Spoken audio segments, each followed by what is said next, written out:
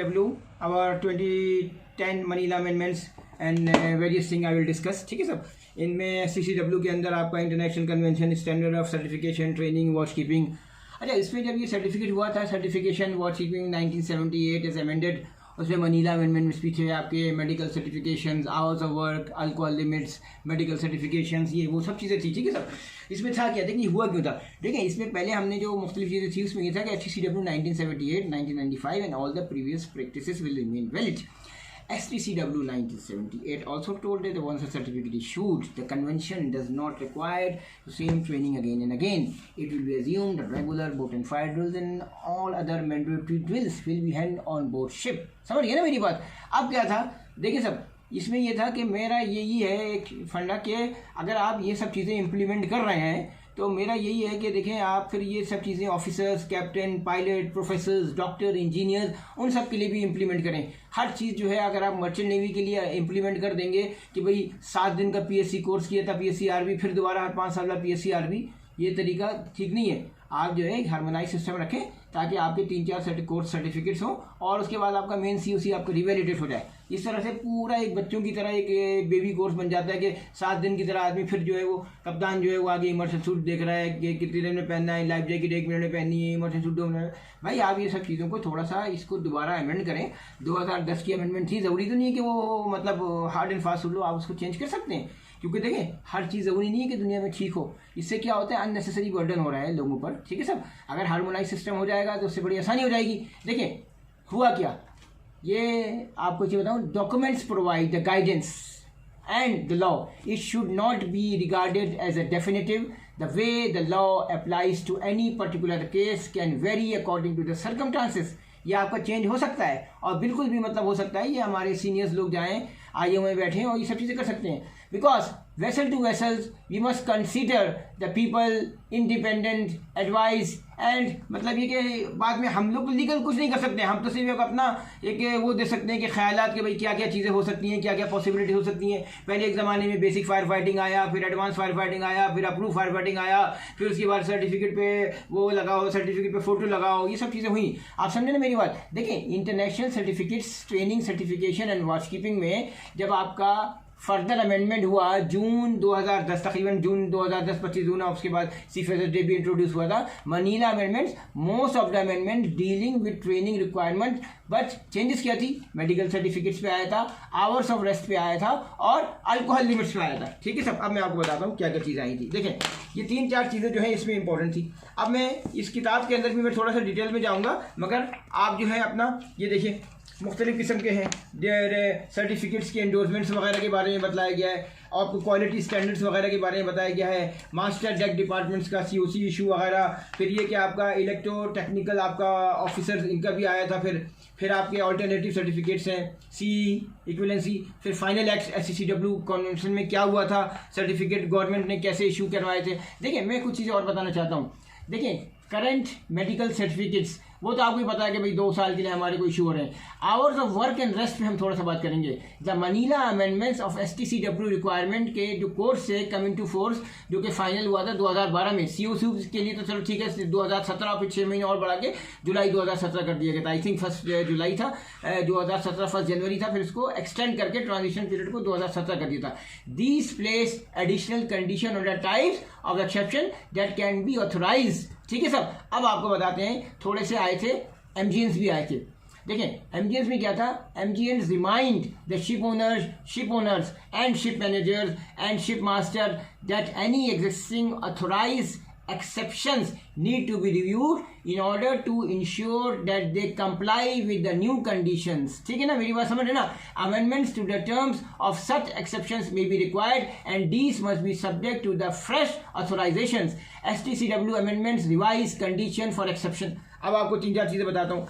Expression final act देखें आप of 2010 STCW conference हुई थी, उसकी कुछ डिटेल्स है. थोड़ा बहुत जो है आपको इन्फॉर्मेशन वगैरह होनी चाहिए किताब के बारे में भी कैसा है. मैंडेटरी स्टैंडर्ड्स उसके बारे में देखें. रिकमेंडेशंस ऑफ STCW उसके बारे में डिटेल्स हैं, ये आप देखिए सर. देखें मैं आपको एक चीज़ बताता हूँ कि ENGs वगैरह जो UK के आए थे मेडिकल सर्टिफिकेट्स के बारे में आप भी सुनिए. वो डिफरेंट फॉर्मेट पे थे. Will change to incorporate the precise wording form and reference to the MLC and STCW combined Manila amendments. Approved doctors and social partners, ये patterns have been consulted on the updated format, although the basic format will be remain unchanged and the new certificate begin हुआ 2013 से. ठीक है सब. अच्छा sir, उसके बाद क्या होता, उसमें बेसिकली ये सारों को बताया गया था कि ship owner, ship manager, ship master वगैरह ये सब चीज़ें उसको फॉलो करें. मगर मैं ये नहीं बोल रहा कि ठीक है ये सब चीज़ें अच्छी हैं. बेसिक मेरा ये था कि ये जो शॉर्ट कोर्सेज हैं, ठीक है सर, शॉर्ट कोर्सेज में जो प्रॉब्लम हो रही है वो ये हो रही है कि लोग जो हैं, एक तो कभी कभी इंस्टीट्यूट्स पुराना सर्टिफिकेट दो, नया सर्टिफिकेट ले लो, ये भी तरीका गलत है. फायदा क्या हुआ फिर ऐसे कोर्स का? आप मेरी बात समझ लेना. आपने पुराना सर्टिफिकेट दिया, चलो भाई फायर फाइटिंग का, नया दे दिया, ये पैसे ले लें, खेल खत्म. तो ये बेकार है ना, ये तो फिर खेल ही बेकार हुआ. असल चीज़ है वहाँ मकसद कराने का सर्टिफिकेट. आपको इंस्टीट्यूट पूरा का पूरा करा रहा है, वाला पूरे 6 दिन जो है वो बेसिक कोर्स करा रहा है, आपका सबको बुलवारा करा रहा है. अब मकसद ये था हमारा कि भाई ये कोर्सेज ऐसे करवाए जाएं हार्मोनाइज सिस्टम में कि आपने 5 दिन का किया तो उसमें आपकी सब चीज़ें कवर हो जाएं. एक दिन आपका फायर फाइटिंग कवर हो रहा है, दूसरे दिन आपका LSA कवर हो रहा है, तीसरे दिन आपका मेडिकल कवर हो रहा है, ताकि जो आपके सीनियर्स लोग हैं उनको इतना बर्डन ना हो और वो उनका टाइम भी वेस्ट ना हो. समझ गए ना मेरी बात? अब आ जाए सब रेस्ट आवर पे. रेस्ट आवर क्या था? देखिए 10 घंटे का पीरियड था. उसने क्या कहा था कि 24 घंटे में आपके 10 घंटे तो कम से कम रेस्ट आवर होने चाहिए. और उसमें आपका ये नहीं कि 6 हिस्सों में डिवाइड हो, ये नहीं है, 2 हिस्सों में. और मतलब one of which shall be at least 6 hour in length. समझ गए ना? The interval between consecutive period of rest shall not exceed 14 hours. ठीक है ना? फिर ये था कि 70 घंटा आपका रोजाना अगर 10 घंटा भी है तो 10 hour rest required in any 24 hour. मगर ये कि वीकली का फिर आपको पता है 77 कर दिया गया था कि वीक में आपका जो है वो 77 हो सकता है. ठीक है सर. इसमें क्या था?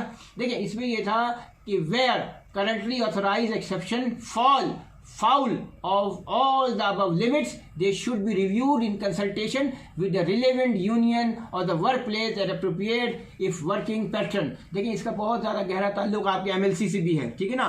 मैरीटाइम लेबर कन्वेंशन, जो कि जिसका ताल्लुक ILO से है. इसलिए हमारे को जब लंच पीरियड्स का ख्याल रखा गया था तो मकसद ये था कि प्रिवेंशन ऑफ फैटिग्स क्या था, इट इज़ ऑब्जर्व, ये पहले लोगों ने ऑब्जर्व किया था कि रेस्ट पीरियड जो है प्रिवेंशन ऑफ फैटिग्स. पुराने ज़माने में या पहले बड़े एक्सीडेंट्स या इंसिडेंट्स होते थे तो इसको कवर करने के लिए ये रेस्ट आवर्स मंगाए गए थे, ये बनवाए गए थे. अगर पूरा नहीं हो रहा है तो जहाज़ पे एक्स्ट्रा ऑफिसर डालो, एक्स्ट्रा क्रू डालो, ताकि आपका प्रिवेंशन ऑफ फैटिग हो सके. और ख़ास बात ही कैमरा अपना सेटअप कर लीजिए थोड़ा सा, हाँ थोड़ा और कर लें, सेटअप कर सकते हैं. हाँ फिर ये था कि ओवर राइडिंग ऑपरेशनल कंडीशन, ये बहुत इंपॉर्टेंट है. Over riding operational condition should be consume दिखाया जाए. मतलब ये नहीं कि आप जो जाली रेस्ट आवर भर रहे हैं तो फ़ायदा नहीं है, वो भी बेकार है. गलत रेस्ट आवर भर भर के आप दुनिया को दिखा रहे हैं. नहीं, अगर आपका रेस्ट आवर पूरा नहीं हो रहा तो आप बताएं कंपनी में कोई जहाज़ पे तो सिर्फ एक ही कप्तान है, कि चीफ ऑफिसर है, छोटा जहाज़ है, हमसे पूरा नहीं हो रहा है, एक सेकंड ऑफिसर भेजें, ताकि हर चीज़ आपको ये बतानी है. वरना फिर कल इंसिडेंट होगा, आप फंस जाओगे. यार जहाज़ जो है छोटा जहाज़ था, आपके पास 2 ही बंदे थे, तीसरे बंदे नहीं थे, टोटल जहाज़ पे 12 बंदों का स्टाफ था. नहीं, आप बढ़ाओ, 18 करो. आप समझे ना मेरी बात? देखें एसेंशियल कि ship would work which cannot be delayed for safety, security, environmental reason which could not reasonably have been anticipated at the commencement of the voyage. मेरी बात समझ रहे हैं ना? कितना टाइम हो गया सर आपका? 8:30. हाँ, बाकी चीज़ें सब देखें. इसमें क्या था? Regarding the provision of the annex सब STCW कन्वेंशंस के. देखें सब. अब ये कहते हैं कि ब्लड अल्कोहल लिमिट्स के बारे में मैं कुछ बताना चाहता हूँ कि आपका जो है वो अल्कोहल लिमिट्स में क्या था. देखिए अल्कोहल लिमिट्स में भी ये था, आजकल अच्छी अच्छी कंपनियों ने ड्रग एंड अल्कोहल लिमिट्स को बिल्कुल जीरो कर दिया है. कहीं जो है जैसे कुछ कंपनी में हमने देखा था 0.04%, ठीक है ना, वो था BSE लिमिट्स वगैरह. तो देखिए 4-5 चीज़ें हैं, आपको अपनी कंपनी के ड्रग एंड अल्कोहल के जो लिमिट्स हैं उसको फॉलो करना ज़रूरी है. क्योंकि देखें ये इंपॉर्टेंट है कि ड्रग एंड अल्कोहल लिमिट जो है STCW का रेगुलेशन को छोड़ दें. जैसे उसमें लिखा था 50 mg of alcohol in 100 ml. ठीक है सब. कहीं लिखा हुआ है आपका 35, कहीं 0.25, कहीं 40. फाइनली जो है आपको जो है अपनी कंपनी का जो फॉर्मेट है वो पूरा करना है. देखिए हमारा जो प्रोफेशनल स्टाफ है उसके बारे में ये कह सकता हूँ, आप professional master of a ship, आप professional pilot of a ship, आप professional seaman in a ship while on duty. और उनका क्या काम है कि कभी भी इस किस्म की चीज़ों को नहीं करें फॉलो, कि जहाज़ में खामोशी से कभी कोई आ रहा है, ये नहीं है, बिल्कुल नहीं होना चाहिए. जब आपकी कंपनी ने फॉलो कर दिया कि 0 है, टैंकर पे 0 है, तो आपको अपना ड्रग अल्कोहल का ये सब लेवल आपको 0 करना है. मैं आपको बताता हूँ सब कि ships operating internationally will need to ensure their crews are aware of and comply with the new limits It is recommended that there were a statutory alcohol limit included in company alcohol policies. The new STCW limit we must follow as per company. कहीं 0 है, कहीं cargo ship में 0.04 है, कहीं 0.25 mg पर है, कहीं आपका है 50 mg of alcohol in 100 ml. कितना टाइम हो गया सर आपका? 10 मिनट. हाँ, फाइनली मैं ये कहूँगा सब STCW की जो बुक्स हैं आप उसको थोड़ा सा देखें. इसमें आपको मेडिकल स्टैंडर्ड्स मिलेगा, आपको इसके अंदर रिस्पॉन्सिबिलिटीज़ ऑफ कंपनीज मिलेगी, रिस्पॉन्सिबिलिटीज़ आपको पता चलेगी कि आपको क्या मतलब नेविगेशन में आपके पास क्या क्या चीज़ें हैं. उसके बाद आपको पता चलेगी क्या कॉम्पिटेंस रिक्वायर्ड है, method of demonstrating the competence, देखें ये भी लिखा हुआ है. ठीक है सब. उसके बाद आपको ये लिखा हुआ है competency criteria, evaluation of competence. ठीक है ना, डिफरेंट कॉम्पिटेंस के तरीके लिखे हुए हैं कि भाई आपको जो है फर्स्ट एड का एलिमेंट्री कोर्स किसको करना है, मेडिकल फर्स्ट एड किसको करना है, और SSO किसको करना है, शिप सिक्योरिटी की बेसिक कोर्स किसको करना है. ये सब आपको पता होना चाहिए. अब ये नहीं है कि हर आदमी जो है वो कंपनी सिक्योरिटी ऑफिसर का कोर्स कर रहा है, नहीं ऐसा नहीं. इसमें लिखा हुआ है कि किस आदमी के लिए क्या रिक्वायरमेंट है. मैंने इनिशियली शुरू में जो थोड़ा सा अपना ख्यालात पेश किए थे, उसका मकसद ये था कि कुछ चीज़ें मुझे टफ लगी थी. ये तो मेरा अपना ख्याल है, वो तो फाइनली तो फिर आपको पता है कि बड़े बड़े जो हैं डायरेक्टर ऑफ शिपिंग और शिपिंग में मिनिस्टर्स वगैरह वही सब बताते हैं. मगर ये अच्छा है कि अगर हार्मोनाइज हो जाए तो सी फेयर्स के लिए भी आसानी होगी. वो बहुत टफ चल रहा है कि भाई हर कोर्स को जो है 5-5 साल के बाद दोबारा पूरा करना पड़ रहा है. उसमें लोगों का टाइम भी ज़ाया हो रहा है. हाँ, जहाँ नया कोर्स आया आप उसको करवाएं. सपोज करें कोई नया DGPS का कोर्स आ गया, अब आपने देखा जहाँ के लिए ज़रूरी आप करवाएं. FDS का कोर्स आ गया आप वो करवाएं. ठीक है, जहाँ पे मगर कुछ चीज़ें आप जैसे बेसिक है, आप सबको पता है कि भाई 1 मिनट में लाइफ जैकेट पहननी है, इमर्शन सूट 2 मिनट में पहनना है, TPA 2 मिनट में पहनना है. आप वही चीज़ों को आप बार बार रिपीट करवाए जा रहे हैं. यार आपको लिखा हुआ है कि ये जहाज़ों पर मैंडेटरी ड्रिल्स ये वो प्रैक्टिकल कराएं, और वो सब चीज़ें बहुत इंपॉर्टेंट है. जब आप सब तरह की अपनी ड्रिल्स वगैरह ये सब चीज़ें प्रैक्टिकल कराएंगे वही सबसे इंपॉर्टेंट है. क्योंकि ऑन बोर्ड प्रैक्टिकल में देखें, आपने देखा होगा अक्सर कि लोग जो है अकेडमीज वगैरह में चले जाते हैं और फिर जहाज़ पे जब फ्रेश कैडेट्स आते हैं उनको कुछ समझ में नहीं आता है. देखिए जहाज़ पे आपकी सब सेंसेस काम कर रही होती हैं, आप देख रहे होते हैं, आप सुन रहे होते हैं, आप प्रैक्टिकल चीज़ पे हाथ लगा के काम कर रहे होते हैं. वहाँ पे तो आपने सिर्फ ये पढ़ा कि जनरेटर ये है, फिल्टर है, बॉयलर है, ये वो नहीं. यहाँ पे आके आप प्रैक्टिकल जब कर रहे हैं तो आपको सब समझ में आता है. इसी तरह से जब ड्रिल्स वगैरह आपको करवाई जाती हैं तो आपको प्रैक्टिकली तौर पर हर चीज़ क्लियर हो जाती है. इसीलिए मेरा सिर्फ अपना ये था. बाकी सब जो वो जाने, हुकूमत जाने, IMO जाने, ILO जाने, बाकी जो उनको अपना मेंटेन करना करें. ये सिर्फ मेरे एक अपने पर्सनल ख्यालात थे जो मैंने आपको बताया. सब thank you very much sir.